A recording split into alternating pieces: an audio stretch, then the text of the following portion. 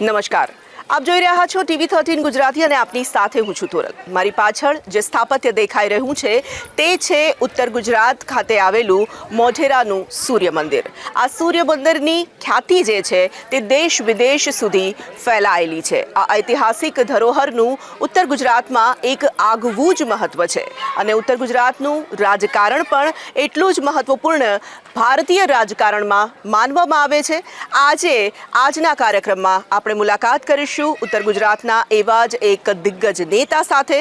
ભારતીય જનતા પાર્ટીના પાયાના કાર્યકરથી લઈને ગૃહ રાજ્યમંત્રી સુધીની જેઓએ સફર ખેડી છે તેવા પાટીદાર સમાજના કડવા પાટીદાર સમાજના એક દિગ્ગજ નેતા સાથે આજે આપની હું મુલાકાત કરાવવા જઈ રહી છું। હું વાત કરી રહી છું રજની પટેલની। આજે તેમની જીવન યાત્રાથી આપણે થઈશું રૂબરૂ। ગુજરાતના 4 અલગ અલગ ઝોનની પોતાની અલાયદી જ લાક્ષણિકતાઓ છે। તે સંસ્કૃતિની વાત હોય કે બોલચાલની, પહેરવેશની વાત હોય કે ખાણીપીણીની કે પછી રાજકારણની। આજે વાત કરવી છે રાજકારણની જ, અને તેમાં પણ ઉત્તર ગુજરાતના રાજકારણની। રાજકારણના એક મહત્વપૂર્ણ ચહેરાની, જે પાટીદાર સમાજનો પણ પ્રભાવશાળી ચહેરો રહ્યો છે। આજે રજની પટેલની જીવનયાત્રાની કરીશું વાત।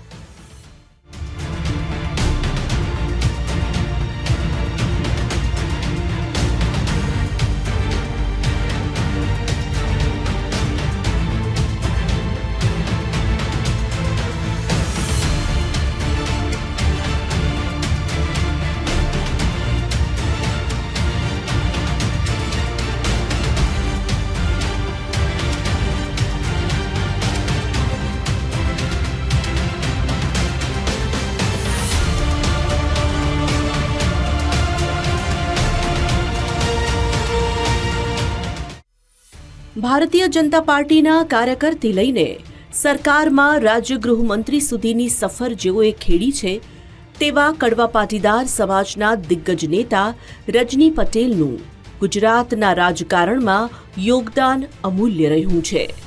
રજની પટેલને એક રાજનેતા તરીકે તો તમામ લોકો જાણે છે, પણ આજે તેમની જીવનયાત્રાની વાત કરીએ।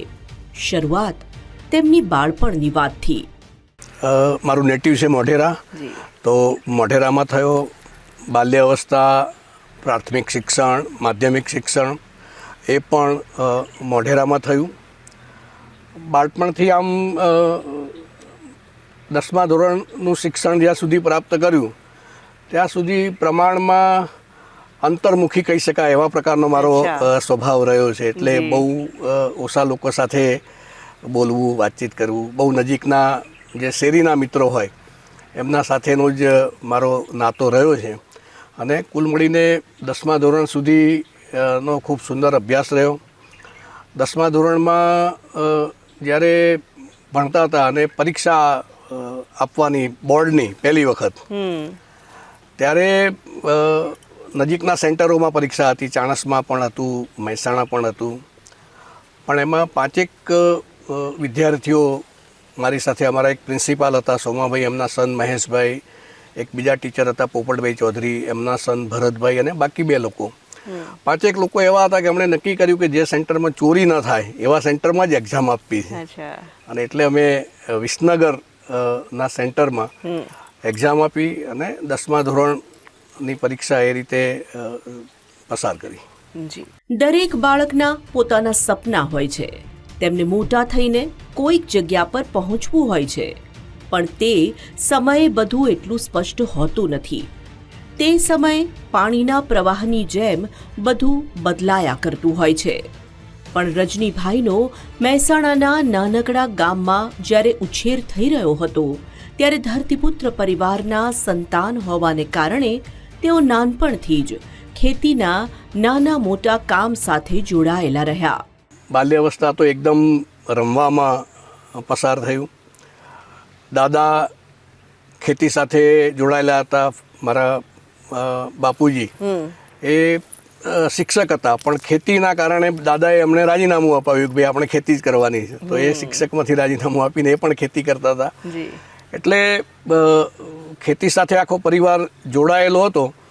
તો ક્યારેક ભણતા ભણતા બહુ નાના કામો, ખેતરમાં ક્યાંક ભાત આપવા જવાનું હોય એ વખતે બળદને ગુવારને એવું ખવડાવતા. તો ઘરે રાંધતા હોય તો સાંજે બળદને ગુવાર મૂકવા જવાનું હોય તો એવું કંઈક નાનું કામ હોય.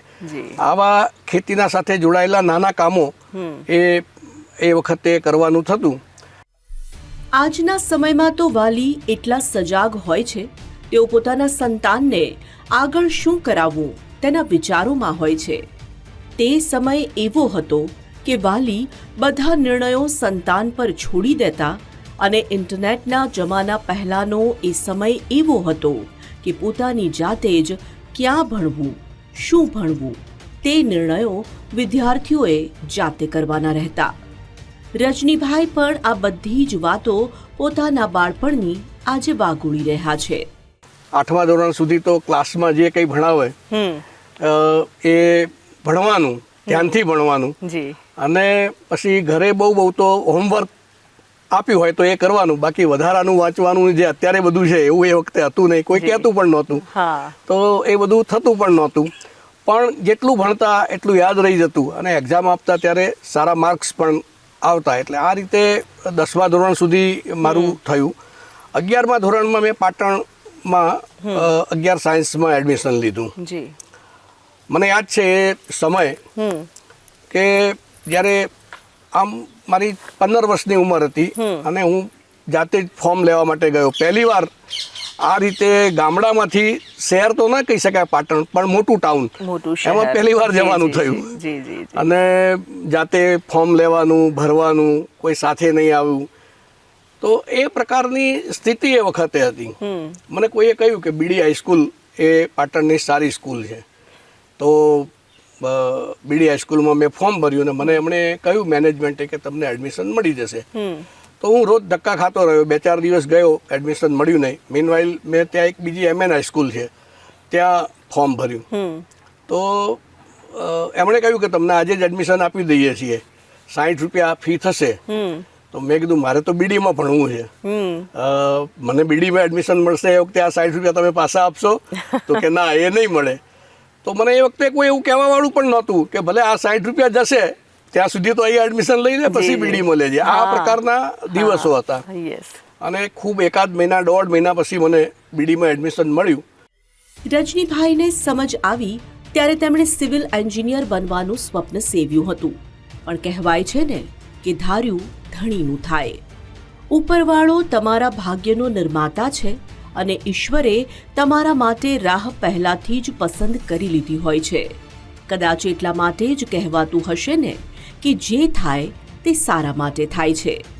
જીવનમાં આવેલી નિષ્ફળતામાંથી તમને સાવ અણધારી સફળતા તે અપાવી દેશે તે નક્કી હોતું નથી.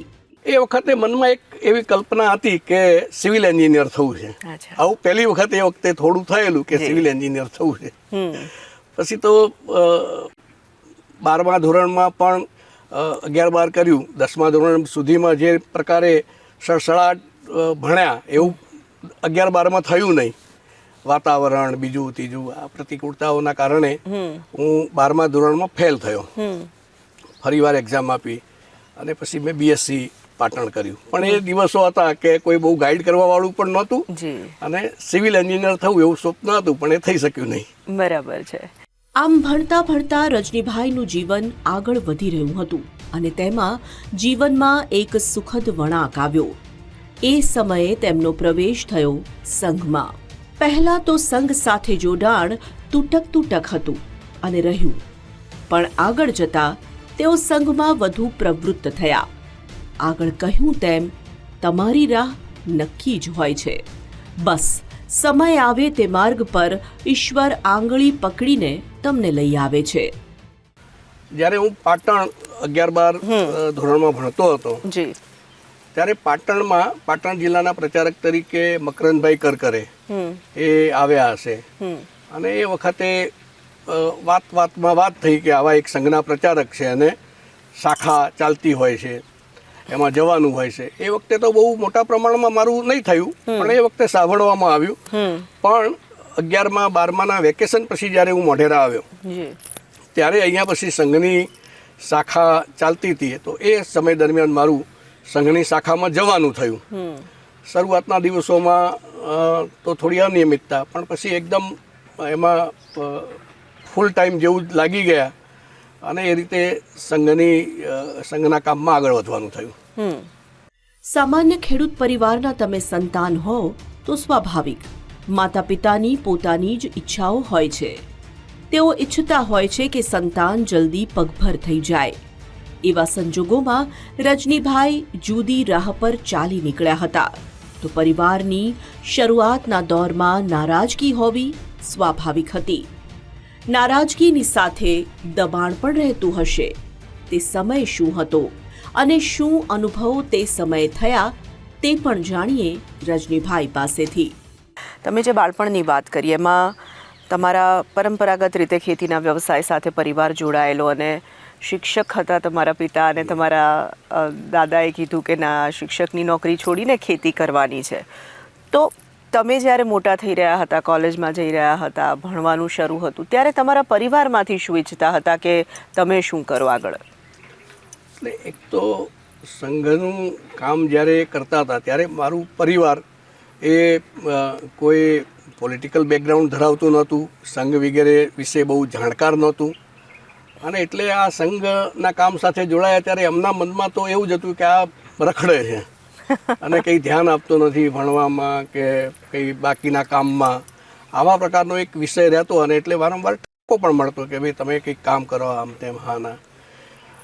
બીજું, ખેતી સાથે જોડાયેલો પરિવાર હતો. મારા ફાધરને 3 ભાઈઓ હતા, તો એ વખતે એમની જમીનમાં ભાગ, પછી એ વખતે 85-86 આજુબાજુના દુષ્કાળો, મધ્યમ વર્ગ, એટલે કંઈ બિઝનેસ કરી શકાય અથવા કરી આપે એવી પણ સ્થિતિ નહોતી. ત્યારે પ્રશ્નો આવતા કે આ રખડો છો, શું કરશો, આમ તેમ. હા ના. એટલે મને એવો વિચાર આવ્યો કે ઘર તરફથી તો કંઈ મળવાનું નથી, આપણે શું કરી શકીએ. અને એટલે મેં એક મારા મિત્ર હતા વિજાપુરડામાં, એની પાસેથી ડેરીનો ધંધો શીખ્યો. અને જાતે એ વખતે પછી થોડાક રૂપિયામાં શરૂ થાય એવા પ્રકારનો એ હતો, દૂધને કલેક્ટ કરવું અને પછી કમિશન પર આગળ ડેરીમાં આપવું, એની શરૂઆત કરી. તો આ રીતે એક નાના ધંધાની એ વખતે શરૂઆત થઈ હતી. સંઘમાં એકદમ પ્રવૃત્ત રજનીભાઈનો રાજકારણમાં પ્રવેશ પણ સાવ અચાનક થયો હતો. તે સફર પણ તેમની ખૂબ રોમાંચક રહી છે. રજનીભાઈ એવા સમયે રાજકારણમાં પ્રવેશ્યા જ્યારે તેઓ રાજનીતિ વિશે કશું જ જાણતા નહોતા. તેમના માટે ભાજપ, ગુજરાતની રાજનીતિ અને ચૂંટણી તે બધું જ સાવ નવું સૌ હતું. ગુજરાતના રાજકારણમાં શંકરસિંહજી એમણે એ ભાજપ સાથે જોડાયેલા હતા, અને પછી એક રાજપા અલગ પાર્ટીની એમણે રચના કરી. અને ત્યારે અમારા અહીંના ચાણસ્માના જે ધારાસભ્ય હતા રમેશભાઈ પટેલ, એ રાજપામાં ગયા. એના પછી 98માં જ્યારે ઇલેક્શન આવ્યું ત્યારે સ્વાભાવિક ચાણસ્મા વિધાનસભામાં સંઘ, વિશ્વ હિન્દુ પરિષદ, આ બધા કેટલાક આગેવાનો એવી વાત કરી કે ભાઈ આ વખતે હવે નવો અમારો ત્યાં ચાણસ્મામાં તમે ચહેરો આપો, એ સંઘ પરિવારમાંથી આપો. એટલે એ વખતે વિશ્વ હિન્દુ પરિષદના અમારા પ્રમુખ ગોપાળભાઈ પટેલ, એ પીપી પટેલ હાઈસ્કૂલમાં કદાચ પ્રિન્સિપાલ હતા, અને નક્કી કરવામાં આવ્યું કે ભાઈ અમને ટિકિટ માટે આપણે કહીશું. તો એમણે વાત થઈ હશે. એ દરમિયાન કેટલાક મિત્રોએ મને પણ કહ્યું કે સંઘમાંથી તમને આ વિધાનસભા લડવા માટે કહેવામાં આવવાનું છે. મેં કીધું મને કોઈએ કહ્યું નથી, પરંતુ 1-2 દિવસમાં જ મને એવું કહ્યું કે ભાઈ તમે ચાણસ્મા વિધાનસભાની ટિકિટ માગજો. તો એ વખતે મને વિધાનસભા એટલે શું, લોકસભા એટલે શું, ભાજપ, આ કંઈ બહુ એટલી બધી ખબર હોતી નહીં.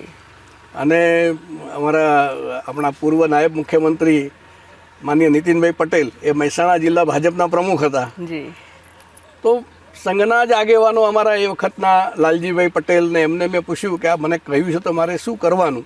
તો એમણે થોડાક રસ્તાઓ બતાવ્યા કે પાર્લામેન્ટરી બોર્ડના મેમ્બર્સને મળવાનું, જિલ્લા ભાજપ સાથે સંકલન કરવાનું. આના તો એ બધા પ્રયત્નો કર્યા. એકદમ નવો જ કોઈ છોકરો હોય તો સ્વાભાવિક કોઈ જલ્દી હાથ ના મૂકવા દે એવા પ્રકારની પરિસ્થિતિ હતી.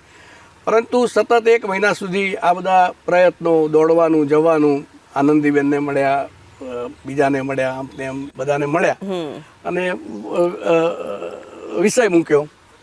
રાજકારણમાં સાવ નવા સવા એવા રજનીભાઈ રાજકારણમાં 1989ની આસપાસ સક્રિય થયા અને પ્રવેશતા જ પાટણ જિલ્લાની તેમને જવાબદારી સોંપવામાં આવી અને તેઓને સંગઠન મંત્રીની મહત્વપૂર્ણ જવાબદારી નિભાવવાનું ભાગે આવ્યું.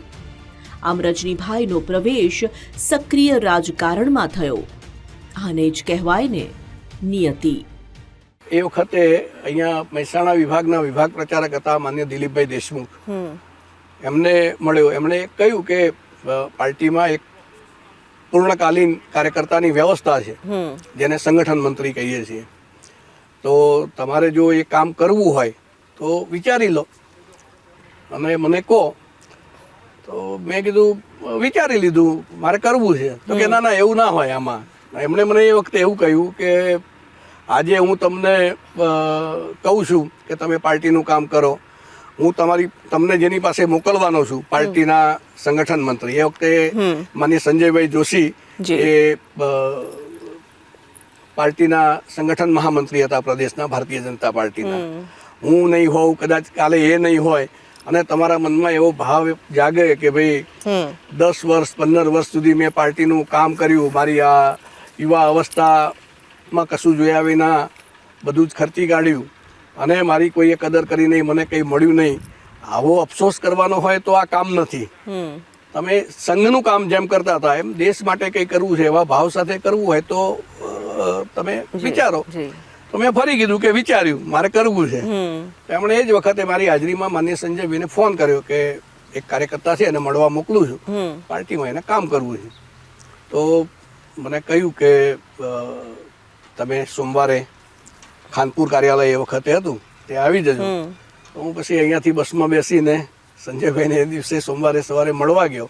મળ્યો, એમણે થોડી વાતચીત કરી અને પછી કહ્યું કે ઠીક છે, તમને પાટણ જિલ્લામાં પાર્ટીનું કામ સોંપીએ છીએ. એમ કરીને મને 1998ના એન્ડમાં ભારતીય જનતા પાર્ટીના સંગઠન મંત્રી તરીકે કામ કરવાની શરૂઆત કરાવી. રાજકીય પક્ષ કોઈ પણ હોય તેની વિચારધારાને અપનાવવી, સ્વીકારવી, તેને માનવી એટલે તે પક્ષ સાથે સાચા અર્થમાં જોડાવું. રજનીભાઈ શરૂઆતથી સંઘ સાથે જોડાયેલા એટલે સ્વાભાવિક તેમની વિચારધારા ભાજપ સાથે પહેલાથી જ મેળ ખાતી.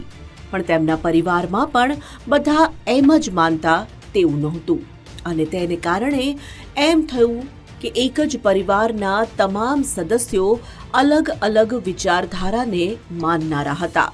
તો જ્યારે સંઘનું કામ કરતા હતા ત્યારે પણ જ્યારે ભારતીય જનતા પાર્ટીનું ઇલેક્શન આવે ત્યારે 1 મહિનો 2 મહિના અમને કહેવામાં આવતું કે થોડોક સમય આપણે આ પાર્ટી માટે થોડું કામ કરવાનું છે. અને મેં એ કામ કરતા. પણ આપે કહ્યું એમ ખૂબ સંઘર્ષ એ વખતે ભારતીય જનતા પાર્ટીનું કામ કરવા માટે સમાજમાં પણ હતા અને ક્યારેક ઘરમાં પણ હતા. હું આપને એક ઉદાહરણ આપું કે જ્યારે હું સંઘનો સ્વયંસેવક હતો અને માન્ય ચંદુભાઈ પટેલ એ અમારા ચાણસ્મા તાલુકાના માન્ય સંઘ ચાલકજી હતા. એક ઇલેક્શન આવ્યું, એમાં ચાણસ્મા વિધાનસભામાં ભારતીય જનતા પાર્ટીમાંથી દશરથભાઈ પટેલ એ કેન્ડિડેટ હતા અને સાથે સાથે ભારતીય જનતા પાર્ટીના જ આગેવાન અને સામાજિક રીતે અમારા ખૂબ નજીકના સગા મારા સાસરી પક્ષેથી એવા એક કેન્ડિડેટ એમણે જનતા દળમાંથી ફોર્મ ભર્યું, નાથાભાઈ પટેલ.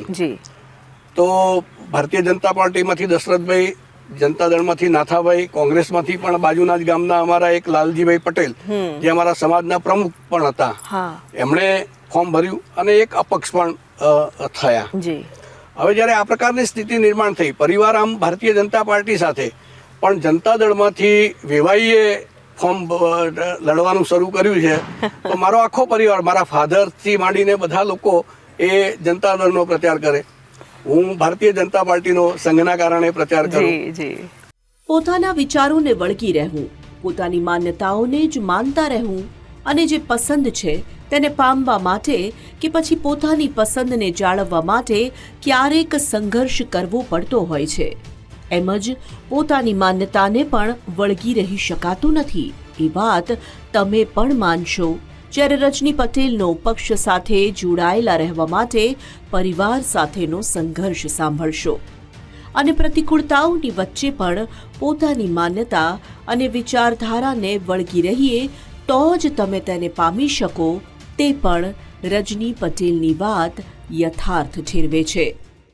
તો એ વખતની સ્થિતિ તો એવી હતી કે ઘરનો કોઈ આગેવાન એ જો બહાર નીકળે તો લોકો એને કહે કે તમે આગેવાની કરવા નીકળ્યા છો ને તમારો છોકરો તો ભાજપનું કામ કરે છે, તમે શું આ જનતા દળની આગેવાની લઈને ફરો છો. એટલે સ્વાભાવિક એમના મનમાં રોષ હોય. અને મને યાદ છે દિવસો, એમણે મારા કાકા એક ડોક્ટર છે, એમણે બોલાવ્યા અને મને કહેવડાવ્યું કે તું આ બધું કરે છે ઠીક નથી, તારા સાસરી પક્ષેથી કેન્ડિડેટ છે, આપણા સમાજના આગેવાન છે, સગા છે અને આખું ગામ એક તરફી છે, તો તમે લોકો સંઘના લોકો શું કામ આ બધું લઈને ફરો છો.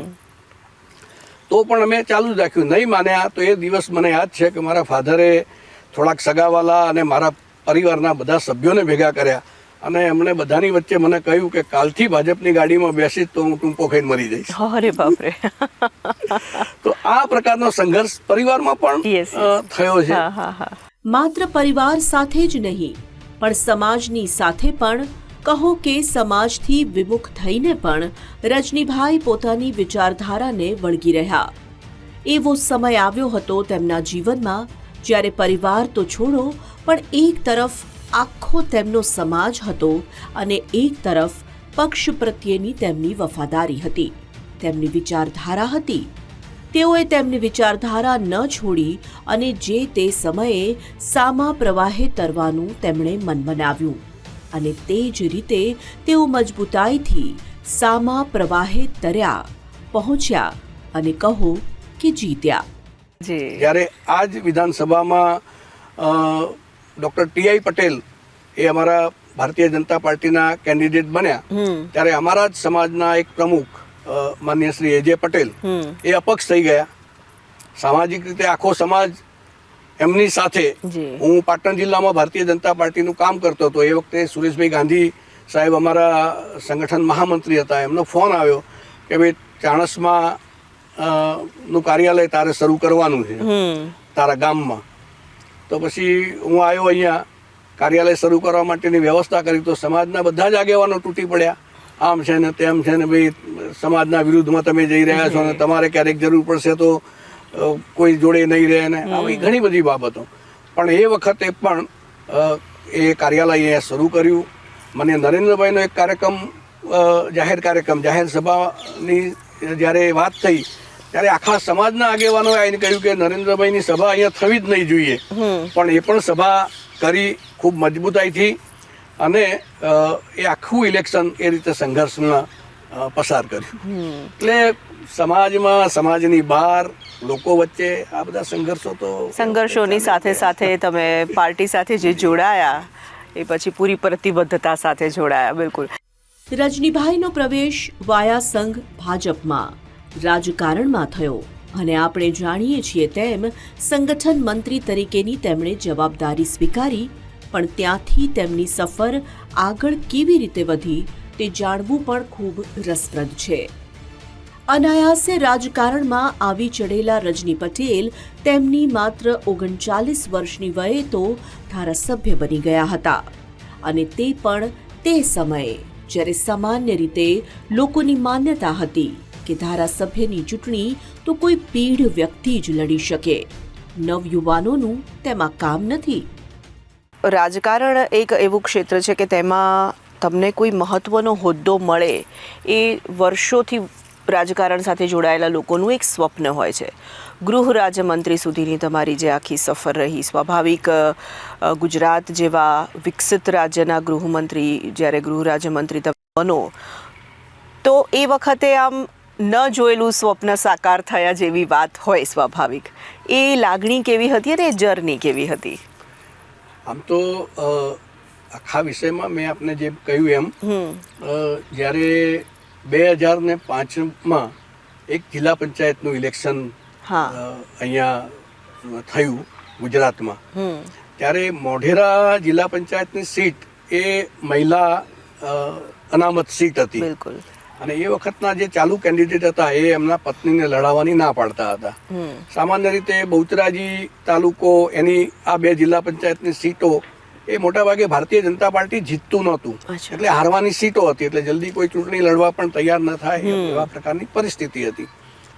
એ વખતે પાર્ટીએ સામેથી મને કહ્યું કે ભાઈ તમારા, હું તો સંગઠન મંત્રી હતો પણ તો પણ એમણે કહ્યું કે તમારા પત્નીને ત્યાં લડાવવા પડશે, કારણ કે અત્યારે કોઈ લડવાનું એ નથી. તો પહેલી વખત 2005માં એ જિલ્લા પંચાયતની સીટ લડવાનું થયું પરિવારમાંથી મારા પત્નીને.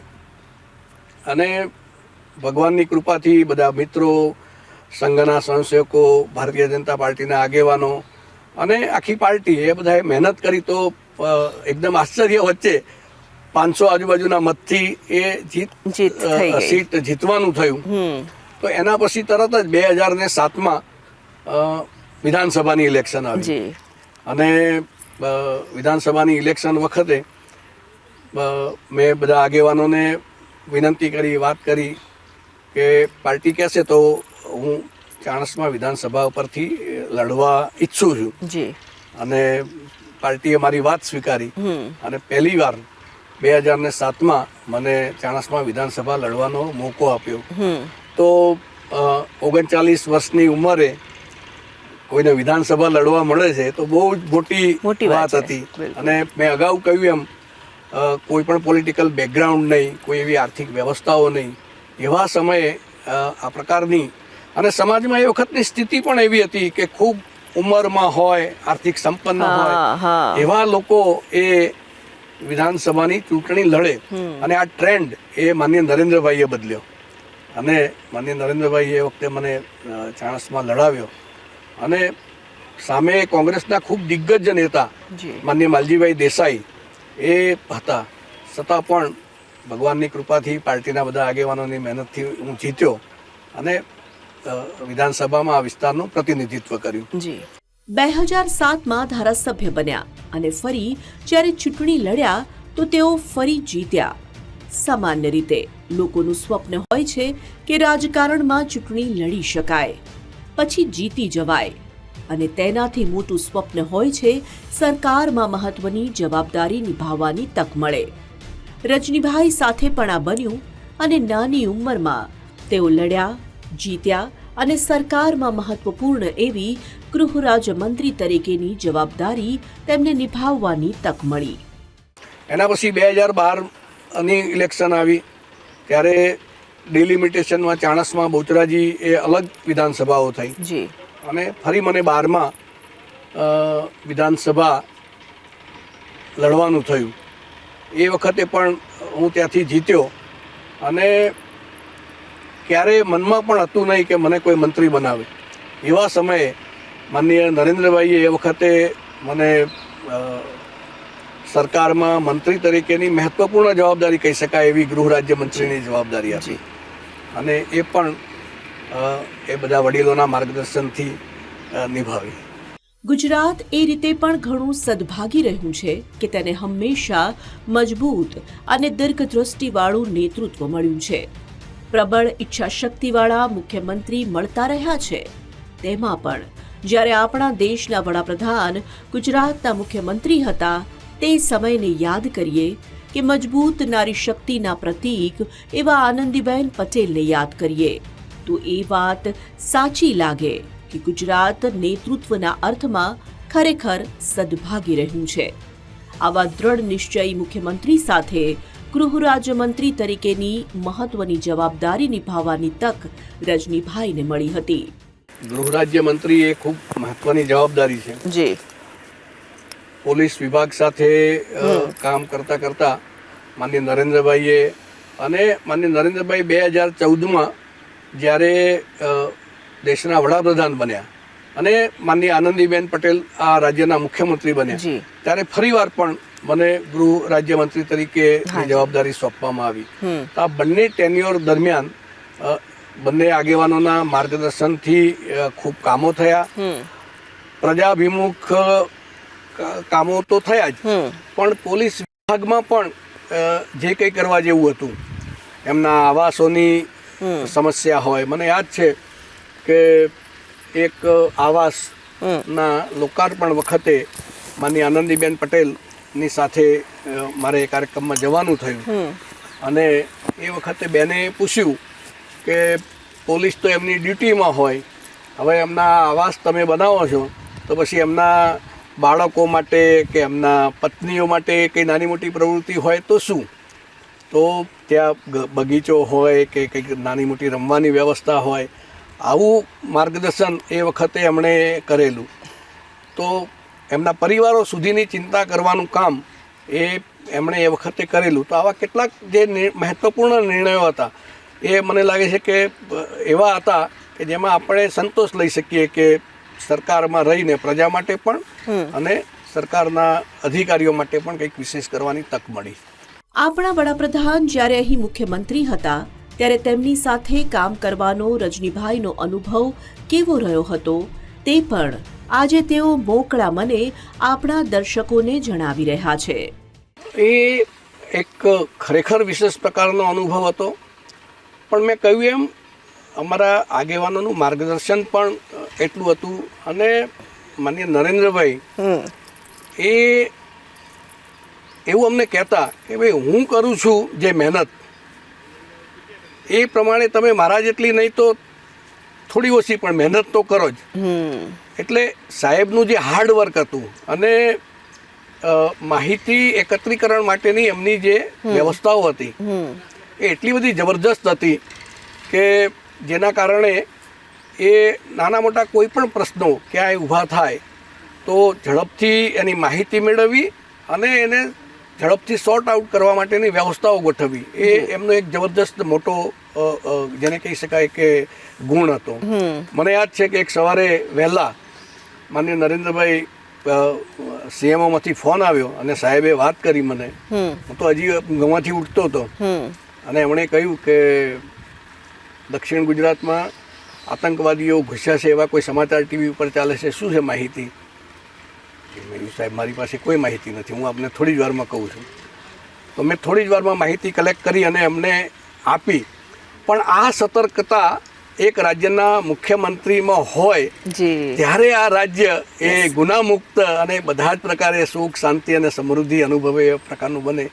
એના પરથી અમે પણ એ સતત શીખતા રહ્યા કે આપણે કઈ રીતે કેટલું એલર્ટ રહેવું, કયા વિષયો ઉપર ફોકસ કરવું, આ બધું એમાંથી સતત શીખવા મળતું હતું.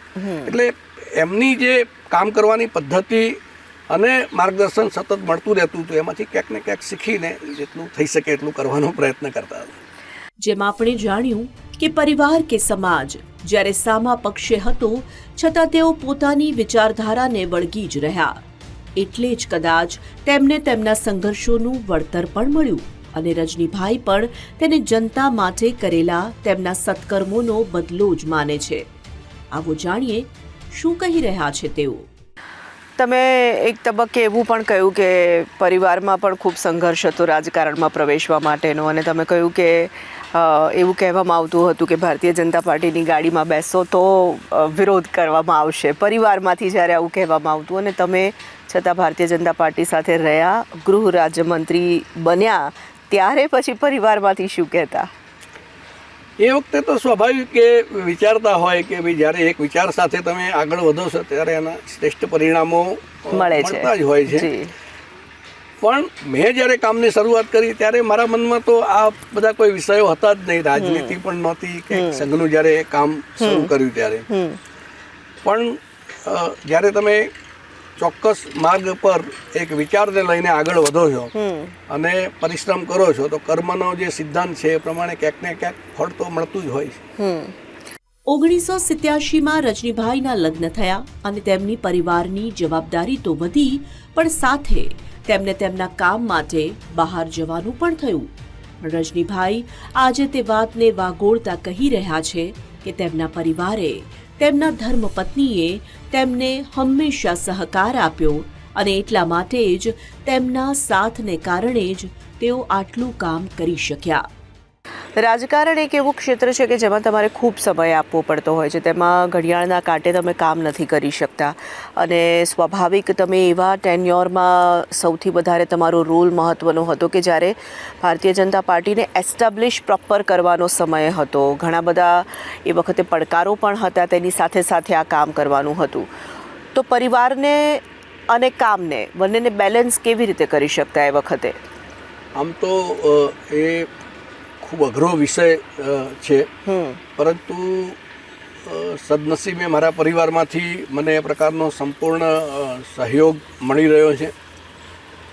મારા લગ્ન થયા 1987માં અને મેં કહ્યું ને કે પ્રથમ વર્ષ માટે હું સંઘના પ્રથમ વર્ષ માટે અમદાવાદ ગયો. હા.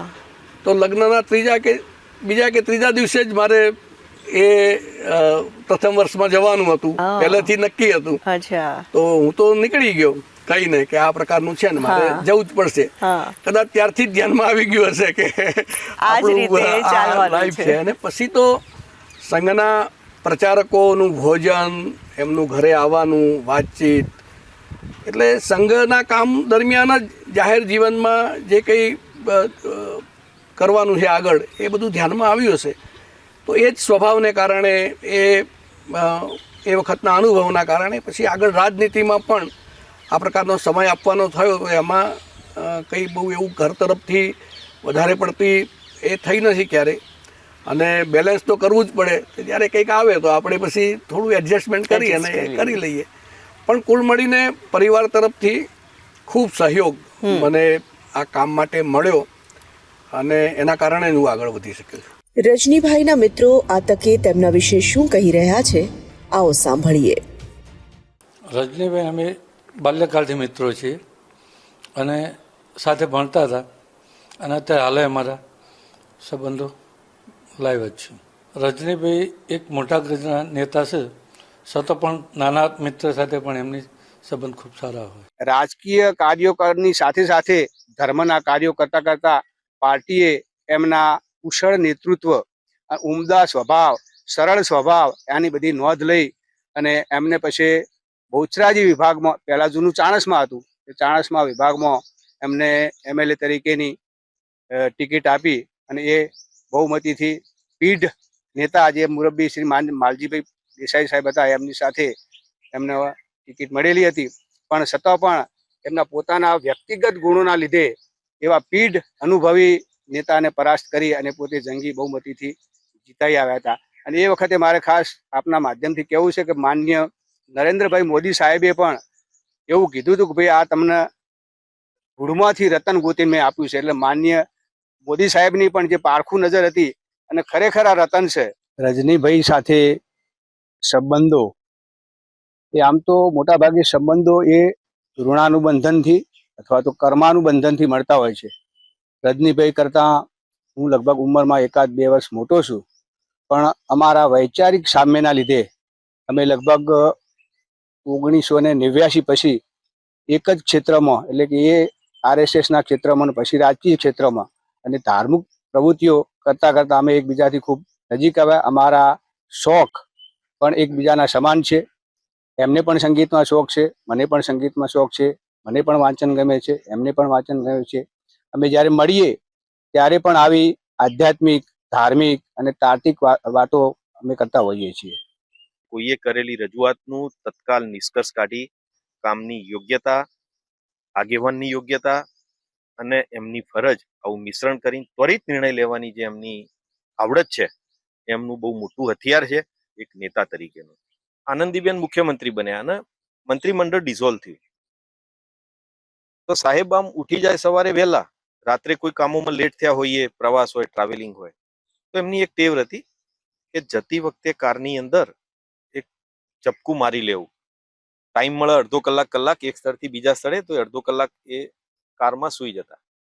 તો સાહેબ આમ શાંતિથી સૂતા હતા, બિલકુલ એમને ઊંઘ આવી જાય. અને એ જ દિવસે નવું મંત્રીમંડળ આગળના દિવસે બનવાનું હતું. એટલે મને ચિંતા થઈ. મેં કીધું સાહેબ આપણને હવે ફરીથી હોમ મિનિસ્ટર બનાવશે, અન્ય મંત્રાલય મળશે કે શું થશે? તો મેં સાહેબને કીધું સાહેબ તમને કીધું આવતીકાલથી જાહેરાત થશે તો તમને કોઈ એની ચિંતા નહીં. એના શેની ચિંતા? હોમ મિનિસ્ટર બનાવ્યો એ વખતે મને ચિંતા નથી. અત્યારે કદાચ નવું સમીકરણ આવીને મને અન્ય જવાબદારી આપશે કે નહીં આપે, આપણને 2 વર્ષ 3 વર્ષ તો તક મળી જ છે કામ કરવાની. કઈ નહીં, પાર્ટી જે નિર્ણય લે આપણે આપણું કામ કરી જવાનું.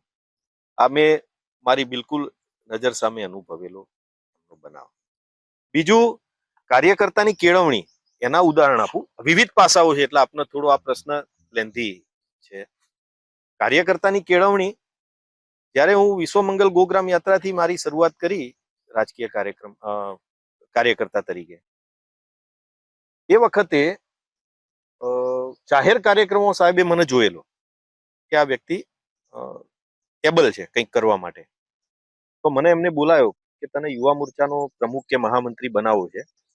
સાહેબ, હું મેડિકલ સ્ટોર હોય રિટેલ અને ટાઈમ નહીં મળે. તો કે ના, તું ટાઈમ બેલેન્સ કરજે ને, અહીંથી તને કાર્યકર્તાઓની ટીમ મળશે અને કામ ખૂબ સારું થશે. તારા જેવા વ્યક્તિની યુવાનોની જરૂર છે. તો હું સાહેબ જોડે જોડાઈ ગયો. રાજકારણ એ ફૂલ ટાઈમ પ્રવૃત્તિ છે અને એવી જવાબદારી છે કે તેમાંથી તમે હટી શકતા નથી. તમારે તમારો સમય તમારા કામને આપવો જ પડે છે.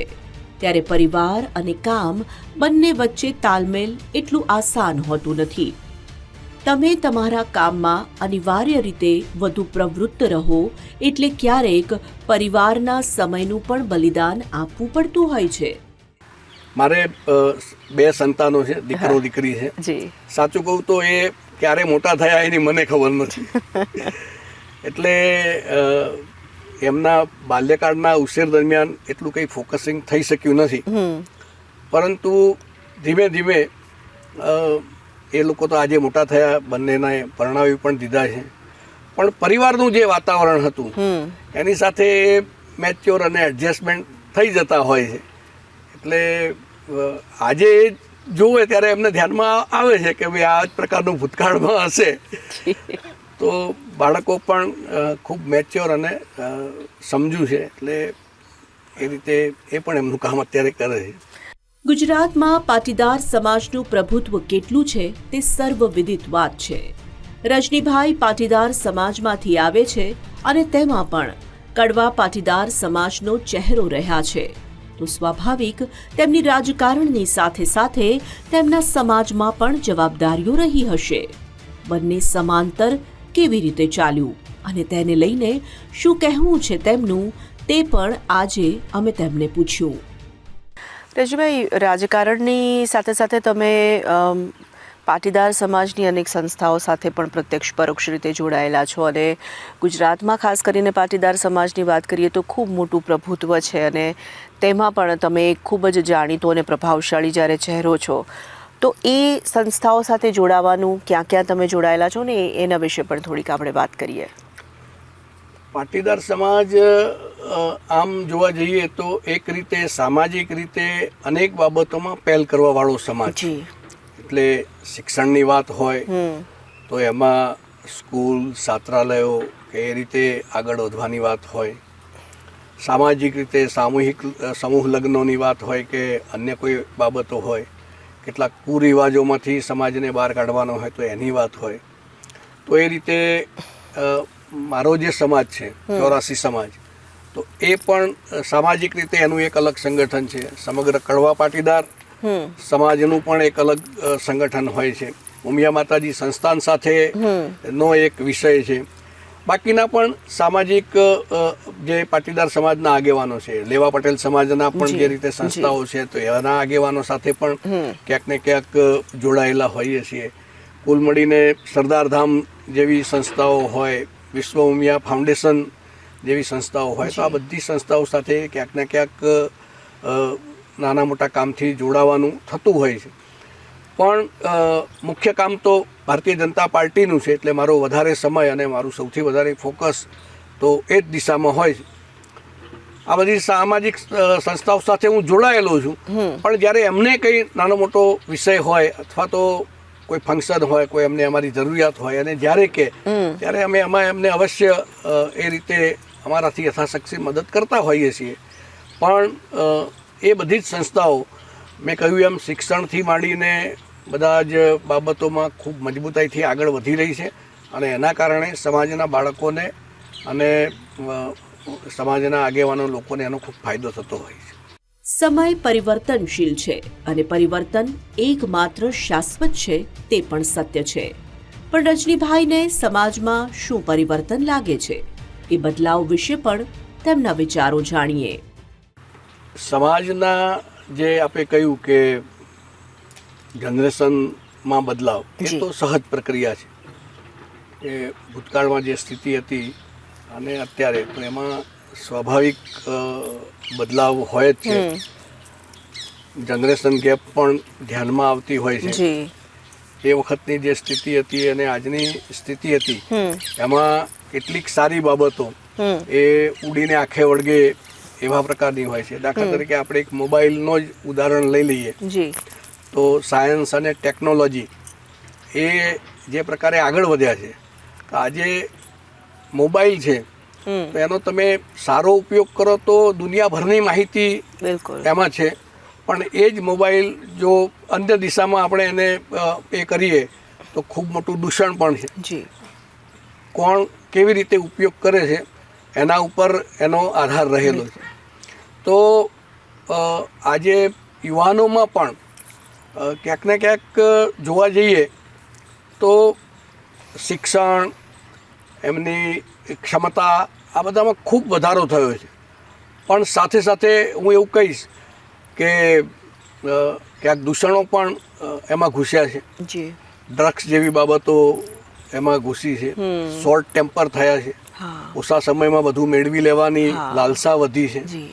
તો આ બધી બાબતો એ સરવાળે જીવનને અશાંત કરનારી છે. તો જ્યારે જીવનનું મહત્વ સમજાય તો જ એમાંથી બહાર નીકળી શકાય એવા પ્રકારની સ્થિતિ છે. બીજી બાજુ એવું પણ થયું છે કે પેરેન્ટ્સ પાસે પણ સમય નથી. આજે બધા જ દોડાદોડીમાં છે.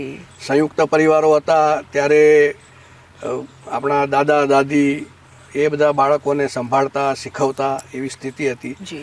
આજે પેરેન્ટ્સમાં ઘણી વખત તો બે લોકો ધંધો કે જોબ કરતા હોય છે ત્યારે બાળકોને પૂરતો સમય પણ નથી આપી શકાતો. અને જે એમને ખરેખર આપવું જોઈએ, શીખવવું જોઈએ, મૂલ્યોની વાત કરવી જોઈએ એ થતી હોતી નથી. તો એના કારણે ઘણું બધું મેળવી લીધા પછી પણ એ અશાંતિનો અનુભવ કરતા હોય એવા પ્રકારની સ્થિતિ બહુ સ્પષ્ટપણે દેખાય છે. સક્રિય રાજકારણમાં પ્રવેશથી રજની પટેલ ભારતીય જનતા પાર્ટી સાથે જોડાયેલા રહ્યા છે અને તેમાં પણ ગુજરાતમાં લાંબા સમયથી ભાજપનું શાસન પણ રહ્યું છે. તો ભાજપ અને તેની કામગીરી અને ગુજરાતનો વિકાસ એ બાબતે પૂર્વ ગૃહ રાજ્યમંત્રીનું શું માનવું છે તે પણ જાણવું જ રહ્યું.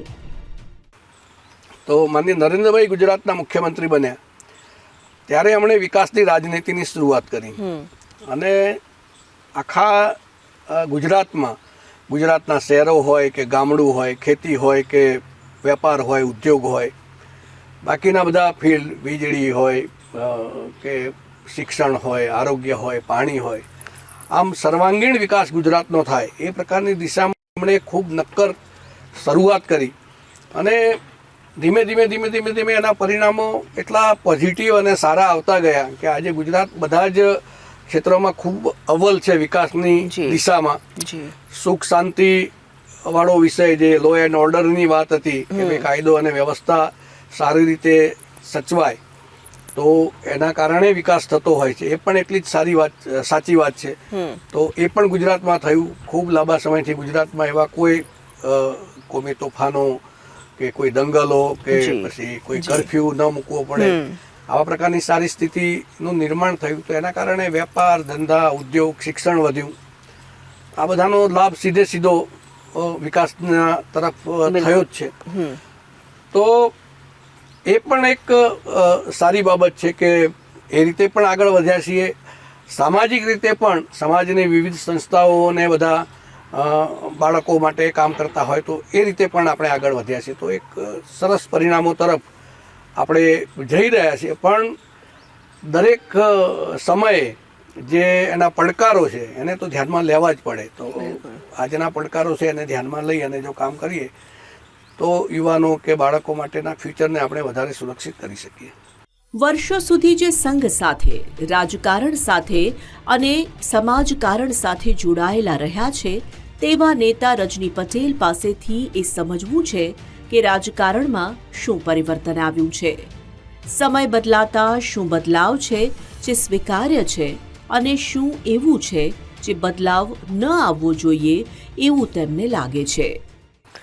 સંઘથી લઈને રાજકારણ અને રાજકારણમાં અને સાથે સાથે આ બધી સામાજિક સંસ્થાઓ સાથે પણ જોડાણ, તમને શું લાગે છે કે છેલ્લા વર્ષોમાં રાજકારણમાં કોઈ પરિવર્તન આવ્યું છે, રાજકારણ બદલાયું છે સારી રીતે, કે કદાચ સુધારા અમુક કરવા પડે એ રીતે તમને કોઈ બદલાવ લાગે છે? શું કેવી રીતે જુઓ છો એને તમે? જો બદલાવ એ તો નિરંતર પ્રક્રિયા છે, એટલે એ પછી વ્યક્તિ હોય, સમાજ હોય, રાજનીતિ હોય કે પોલિટિકલ પાર્ટીઓ હોય, આમાં સતત આવતો રહેતો હોય છે.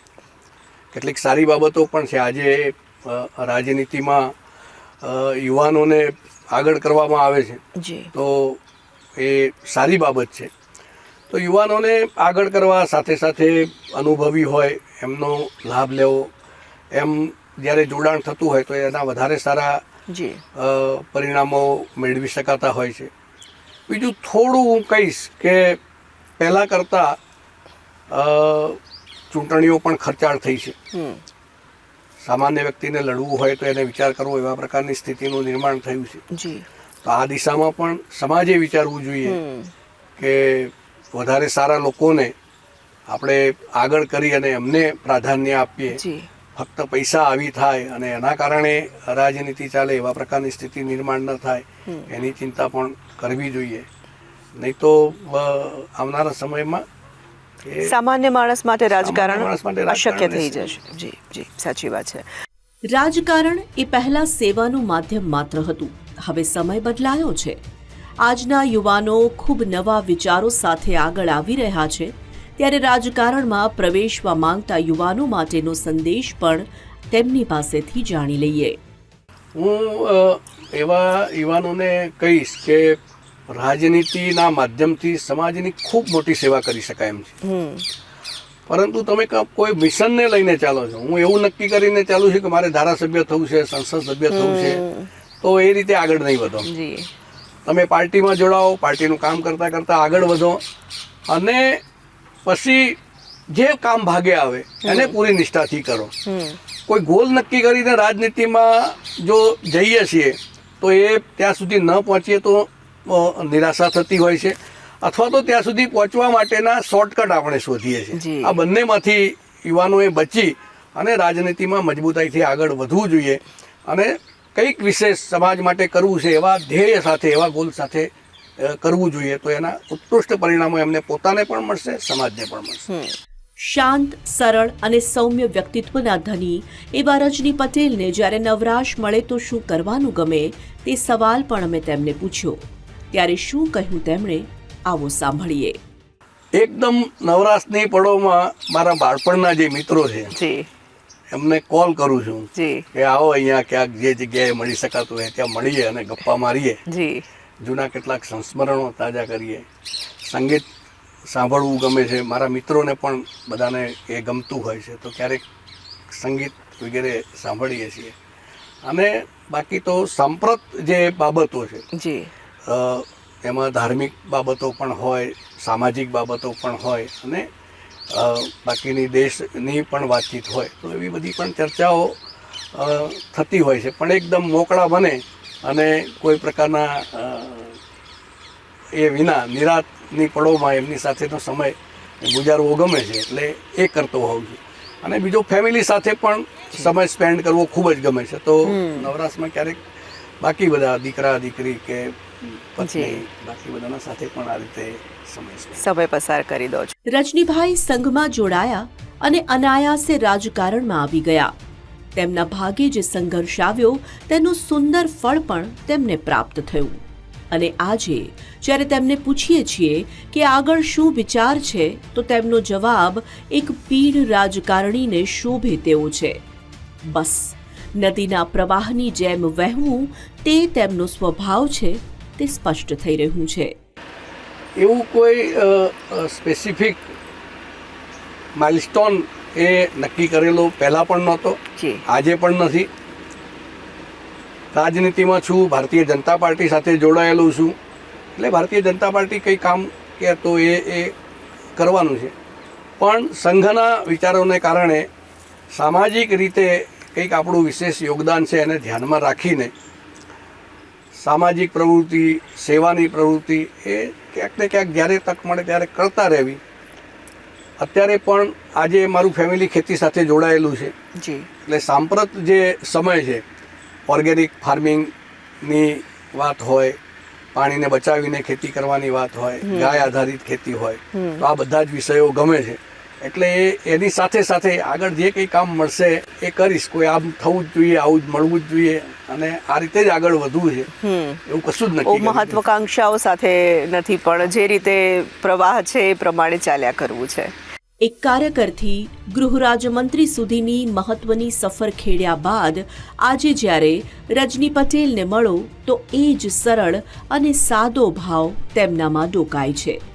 સફળતા પ્રાપ્ત કર્યા બાદ પણ આટલા નિર્લેપ રહી શકવું તે બધા જ ક્યાં કરી શકે છે?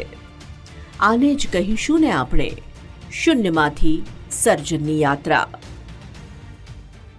તો આ હતી મુલાકાત ભારતીય જનતા પાર્ટીના નેતા રજની પટેલ સાથેની. આવતા સપ્તાહે વધુ એક વ્યક્તિ પ્રતિભા સાથે ફરીથી મળીએ છીએ. ત્યાં સુધી મને આપશો રજા.